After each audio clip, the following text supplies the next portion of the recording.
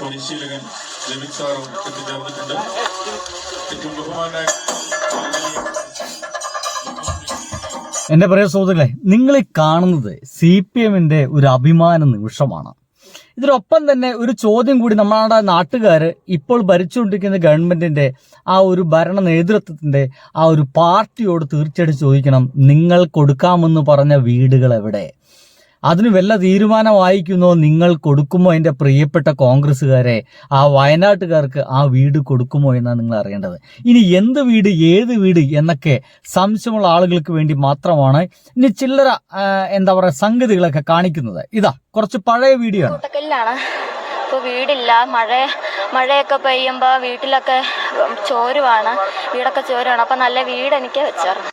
38 വർഷത്തെ റെക്കോർഡ് തകർത്ത കഴിഞ്ഞ തവണത്തെ സ്കൂൾ കായിക മേളയുടെ വേഗറാണി എന്ന് അറിയപ്പെട്ട ഒരു പെൺകുട്ടി ദേവപ്രിയ കഴിഞ്ഞ തവണ ഈ ഒരു മത്സരം വിജയിച്ച സമയത്ത് അവർ പറഞ്ഞൊരു ഡയലോഗായിരുന്നു ഇത്: എനിക്ക് വീടില്ല, എൻ്റെ സമ്മാനങ്ങൾ കൊണ്ടുവയ്ക്കാനുള്ള ഒരു നല്ല ഷെൽഫ് പോലും എനിക്കില്ല, എനിക്ക് കഴിയുമെങ്കിൽ ഒരു വീട് വെച്ച് തരണമെന്നായിരുന്നു അന്ന് കേരളത്തിന് അഭിമാനമായിട്ട് മാറിയ ആ പെൺകുട്ടി പറഞ്ഞേ. അന്ന് നമ്മുടെ കേരളത്തിലെ CPMകാര് ഒരു ഉത്തരം പറഞ്ഞു: ഞങ്ങൾ ആ പെൺകുട്ടിക്ക് വീട് വെച്ച് കൊടുക്കും. ഒരു വർഷം തികയുന്നു, എങ്ങനെ പറയാം, ഒരു വർഷം കഴിയുന്നു. ഒരു വർഷം കഴിയുമ്പോഴേക്കും ആ പെൺകുട്ടി CPMകാര് ഒരു വീട് വെച്ചു കൊടുത്തു. അതൊരു അടിപൊളി വീട്. ഇപ്പോഴാണ് നമ്മൾ ചോദിക്കേണ്ട ചോദ്യം, CPM എന്ന് പറയുന്ന ആ ഒരു സംഘടന, ആ ഒരു പാർട്ടി പറഞ്ഞ വാക്ക് അതേപോലെ തന്നെ അവർ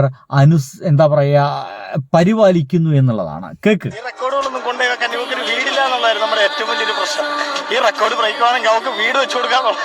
വേഗറാണിയുടെ നിസ്സഹായ അദ്ദേഹത്തിന്റെ പരിശീലകനായിരുന്നു അന്ന്. അങ്ങനെ ഭയങ്കര സങ്കടത്തോടുകൂടെ ഒക്കെ പറഞ്ഞേ. ഇനി നിങ്ങൾ കേൾക്കേണ്ടത് അരുൺകുമാറിന്റെ വാക്കുകളിലേക്കാണ് കേട്ടോ.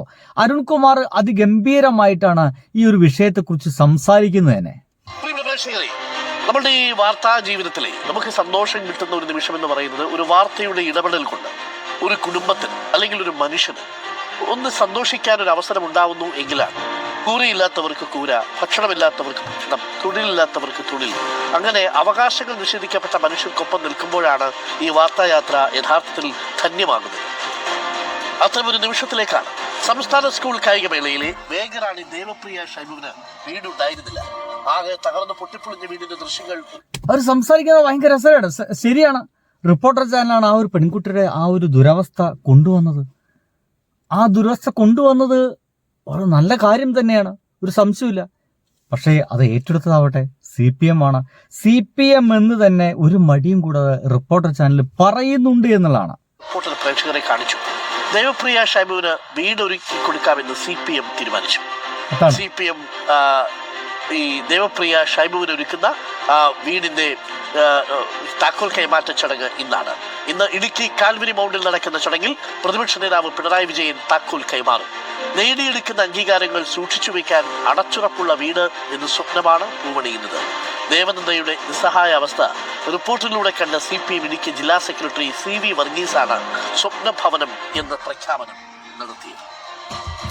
എന്റെ സുഹൃത്തുക്കളെ, അതൊരു പ്രഖ്യാപനം മാത്രമായിട്ട് അവശേഷിച്ചില്ല എന്നുള്ളതാണ്.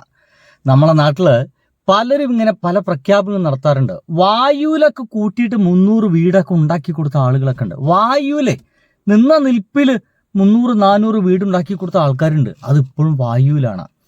ഞങ്ങളുടെ നാട്ടില് വെള്ളത്തില് അങ്ങനെ പറയാൻ പറ്റില്ല, പറയുന്നില്ല, വെറും പൊള്ള മാത്രമേ അപ്പോൾ വരുള്ളൂ എന്നുള്ള സംഗതി പറയും. അതേപോലെ വെള്ളത്തിൽ എന്തോ ഇട്ടിട്ട് വെറും പൊള്ള മാത്രമായിട്ട് മാറുകയായിരുന്നു അത്തരം ആളുകളുടെ വർത്തമാനങ്ങൾ. കോൺഗ്രസ്സുകാർ ഇവിടെയാണ് ഈ ഇത്തരം കാര്യങ്ങളാണ് പലപ്പോഴും ഈ CPMകാരും കോൺഗ്രസ്സുകാരൊക്കെ ഇങ്ങനെ വ്യത്യസ്തമായി നിൽക്കുന്നത്. കാരണം കോൺഗ്രസ്സുകാർ കൊടുക്കാമെന്ന് പറഞ്ഞു കഴിഞ്ഞാൽ ഒരു കാര്യം ഉറപ്പിക്കാൻ നമുക്ക് 1% പോലും ചിലപ്പോൾ കിട്ടൂല. മനസ്സിലല്ലേ? 1% ഒരു തന്മാത്ര എടുത്താൽ പോലും അത് അവർ കൊടുക്കില്ല എന്നുള്ളതാണ്. പക്ഷെ CPM ഒരു വീട് വെച്ച് കൊടുക്കുമെന്ന് പറഞ്ഞു കഴിഞ്ഞാൽ അത് കൊടുത്തിരിക്കും. ഇപ്പം നിങ്ങളെല്ലാവരും തമസ്കരിച്ച് കളയുന്ന, നിങ്ങളെല്ലാവരും മറന്നു കളയുന്ന ഒരു വാർത്തയുണ്ട്. വയനാടത്തെ ടൗൺഷിപ്പ്. നിങ്ങൾ ആരെങ്കിലും ഇപ്പം അതിന് ഇപ്പോഴത്തെ അവസ്ഥ എന്താണ്, ഇപ്പം പണി നടക്കുന്നുണ്ടോ എന്ന് ആരെങ്കിലും അന്വേഷിക്കുന്നുണ്ടോ? എന്താ അന്വേഷിക്കാത്ത? UDF ഗവൺമെൻറ് ഭരിക്കുമ്പോൾ ഇതൊന്നും അന്വേഷിക്കേണ്ടേ? അവിടെ പകുതി വീടുകളുടെ പണിയല്ലേ കഴിഞ്ഞിട്ടുള്ളൂ, 150ഓളം. ഇനിയും 170 ചില്ലറ വീടുകളെ പണി തീർക്കാനില്ലേ? അതിനെല്ലാം ഫണ്ട് മാറ്റിവെച്ചതല്ലേ? അത് ഇവന്മാരെടുത്ത് മുക്കിയോ? തകർത്തോ? ഇനി ബാക്കിയുള്ള ആളുകൾക്കൊന്നും വീട് വേണ്ടേ? ഒന്നും വേണ്ട. ഈ പറയുന്ന കോൺഗ്രസ്സുകാർ കൊടുക്കാമെന്ന് പറഞ്ഞ വീടിന് തറക്കല്ലിടകലോ എന്തൊക്കെയോ അവിടെ ചെയ്യുന്നു പറഞ്ഞിരുന്നു. അതിന്റെ എന്തെങ്കിലും ഒരു പ്രോഗ്രസ് റിപ്പോർട്ട് ഏതെങ്കിലും ചാനൽ നമ്മുടെ മുമ്പിലേക്ക് എത്തിക്കുന്നുണ്ടോ? എന്താ എത്തിക്കാത്തേ? എന്താ ഇങ്ങനെ നിശബ്ദരായി പോകുന്നേ? കോൺഗ്രസിന്റെ ഇത്തരം കൊള്ളരുതായ്മയ്ക്കെതിരെ എന്തുകൊണ്ടാണ് ചാനലൊന്നും പ്രവർത്തിക്കാത്തത്? എന്തായാലും ഇവിടെ അഭിമാന നിമിഷത്തോടു കൂടിയിട്ട് നമ്മുടെ പിണറായി വിജയൻ ആ ഒരു താക്കോലെടുത്ത് കൊടുക്കുകയാണ്. കാരണം CPM-കാർ എന്തെങ്കിലുമൊക്കെ കൊടുക്കാമെന്ന് പറഞ്ഞു കഴിഞ്ഞാൽ അത് അവർ ചെയ്തിരിക്കുമെന്ന് തന്നെ എല്ലാവർക്കും നല്ല വ്യക്തമാണ്.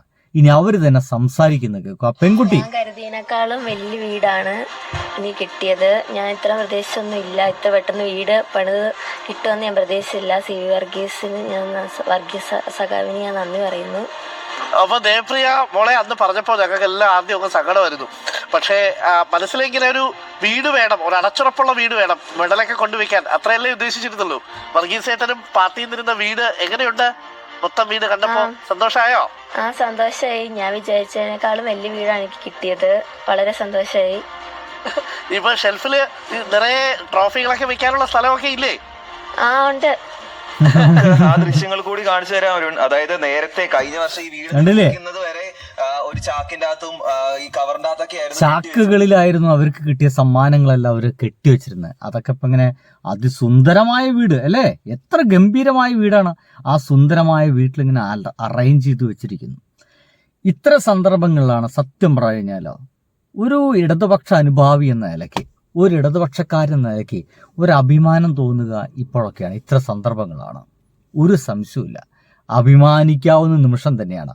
ഒപ്പം തന്നെ നിങ്ങൾ ചോദിച്ചുകൊണ്ടേയിരിക്കണം, കോൺഗ്രസ്സുകാരെ നിങ്ങൾ വയനാട്ടുകാർക്ക് കൊടുക്കാമെന്ന് പറഞ്ഞ വീടെവിടെ?